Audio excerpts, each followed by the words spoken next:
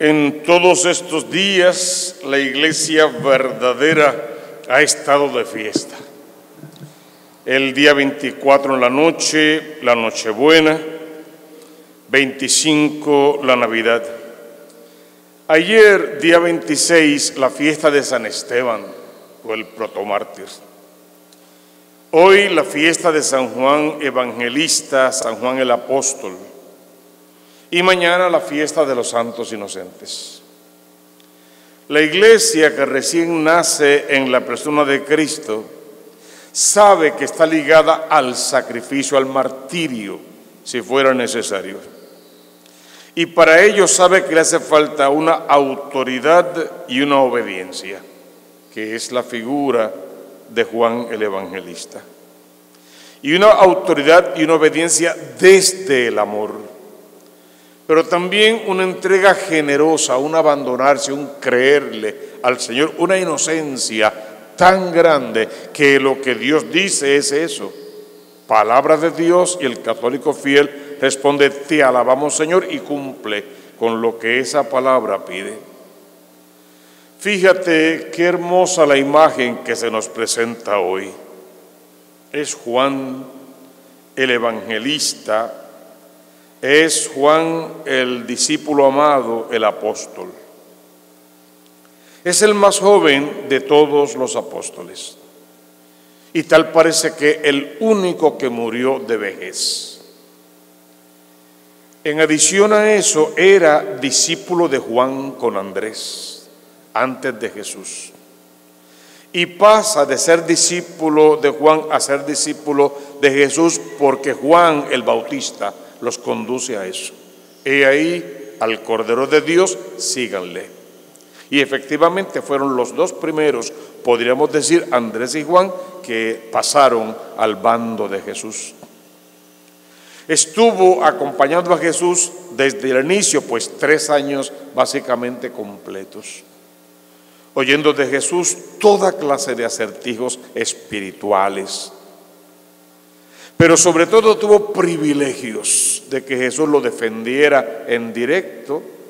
¿Qué te importa a ti si yo quiero que esté viva hasta que yo vuelva?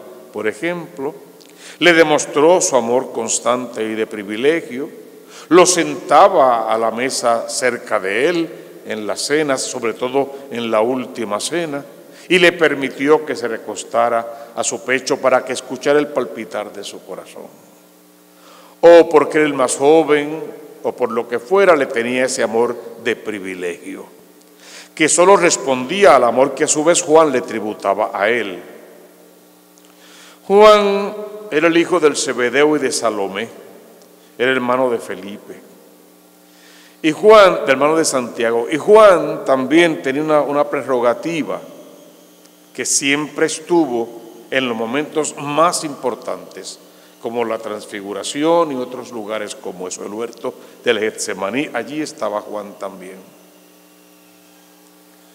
Acompaña a Jesús los 3 años y estaba al ara de la cruz, a los pies de la cruz, mientras Jesús padecía los tormentos de la cruz. Juan estaba allí.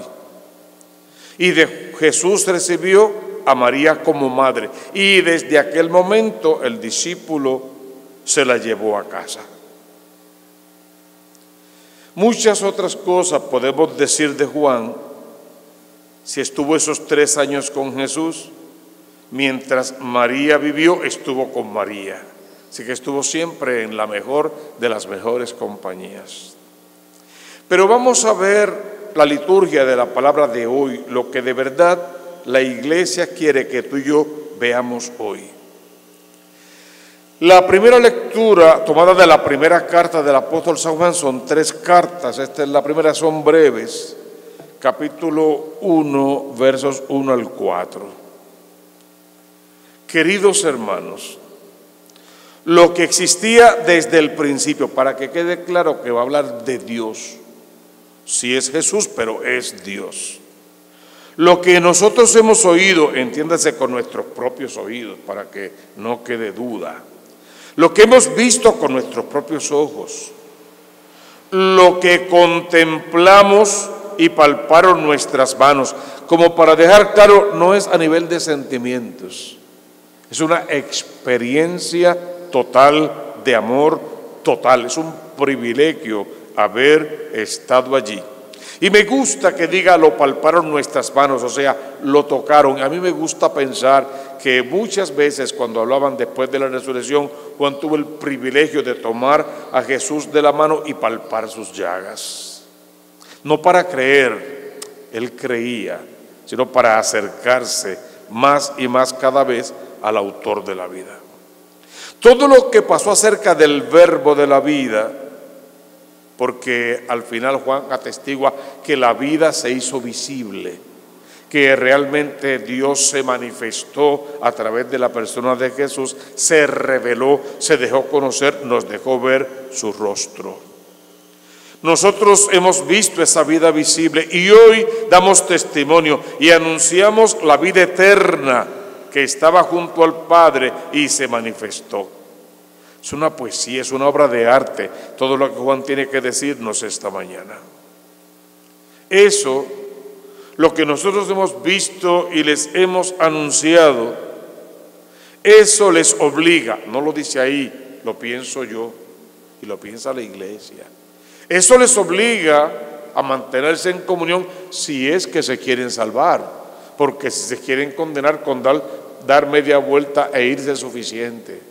Pero si se quieren salvar, eso les obliga a estar en comunión y miren la forma en que Juan lo presenta. Con nosotros. ¿Quiénes somos nosotros? Con la iglesia. La iglesia que están haciendo Juan, Pedro, Santiago y los demás son la iglesia naciente. Estar en comunión con la iglesia.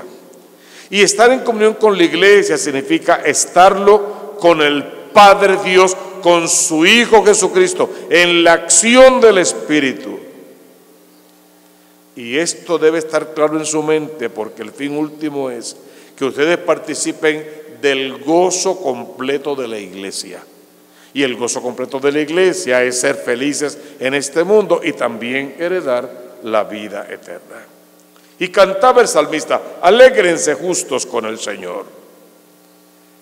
El Evangelio es de cuidado, quizá uno de los más conocidos. Es el Evangelio del sepulcro vacío. Era el primer día de la semana, era domingo en la mañana. María, la de Magdala, echó a correr y fue donde estaban Simón y Pedro y el otro discípulo a quien Jesús amaba y les dijo, se han llevado del sepulcro al Señor y no sabemos dónde lo han puesto. Me gusta el y no sabemos. Porque tal parecería que según San Juan ella fue sola, aunque otros evangelistas garantizan que iba acompañada de otras mujeres. Si iba sola o acompañada, para Juan da lo mismo, porque en María corría toda la iglesia. Ella representaba a todo el creyente, a todo el que esperaba y confiaba en esa resurrección, de la que ella misma medio dudó y después fue testigo primero que nadie más. Se han llevado del sepulcro el cuerpo del Señor. Ahí denotaba la falta de fe y de compromiso. Cuando María llegó al sepulcro y vio la losa corrida y que allí no había nadie, tenía que haber dicho, resucitó el que lo había prometido, se levantó de entre los muertos, venció la muerte. Esa no fue su primera confesión. Creyó como el mundo, como el pueblo, como los enemigos que se habían robado el cuerpo del sepulcro. Le faltó fe a María al inicio. Pero eso no evitó que se encontrara en el camino de la fe y que hasta hoy estemos hablando de ella y de su fe. Esas pequeñas debilidades no nos condenan, son oportunidades para reivindicarnos en la fe y cumplir con lo que nos toca. Cuando ellos escucharon eso, no se detuvieron a hablar con ella, ni a cuestionarla, ni a preguntarle, eso no era lo importante. Corrieron. Pero cada uno corrió distinto. Pedro y Juan, el joven y el viejo, el discípulo amado y el que lo había negado. Desde ahí ya iban corriendo distinto. Y Juan corría más, avanzó más, porque era más joven, no, porque el amor siempre corre más. Porque el amor va primero, porque el amor manda, el amor decide. Por eso Juan corría más. Piénsalo. Pedro corría con la culpa de su pecado, con sus negaciones. Todavía no había resuelto con Jesús. Jesús con él desde siempre, pero él lo llevaba por dentro. Pedro corría con el peso de la culpa y del pecado. La vida de Pedro era una quejadumbre de tristeza, de inconformidad, de miedo, de todo lo negativo junto. Tenía que deshacerse de esa coraza para poder ser libre para el Señor otra vez. Y como Juan corría más, el amor llegó primero, vio todo en perfecto orden. Vio de afuera, se inclinó, creyó, dice la palabra. No le hizo falta más, porque él venía creyendo, solo confirmó lo que creía. Todo en perfecto orden.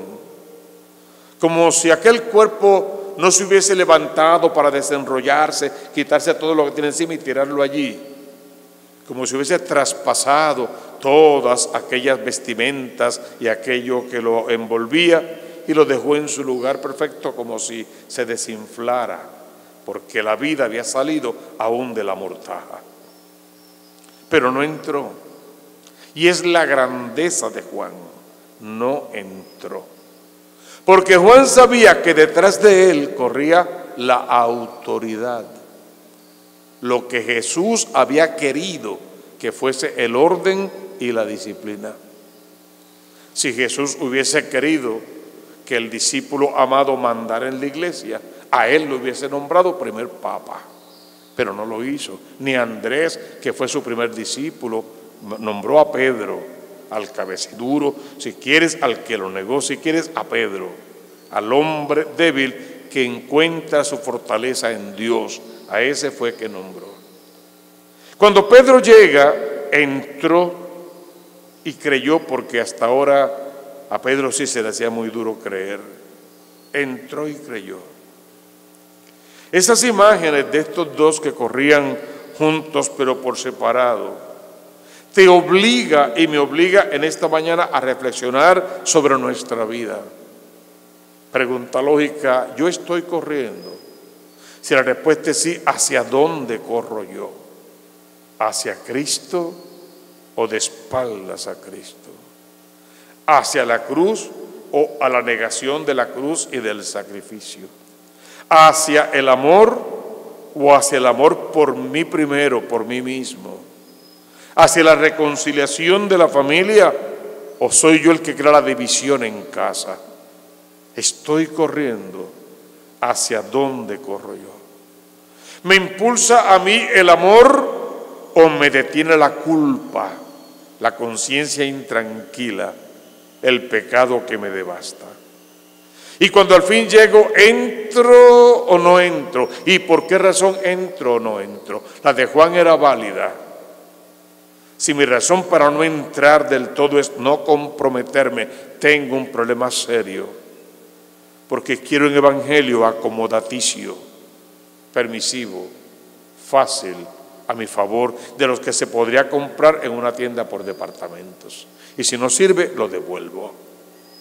Todo eso y más podríamos cuestionarnos en esta mañana ante la figura de Juan el evangelista, Juan el discípulo amado, Juan el apóstol, Juan el que llegó primero, pero no entró porque reconoce la autoridad de la iglesia y representa lo que es la verdadera obediencia a Dios y a su iglesia.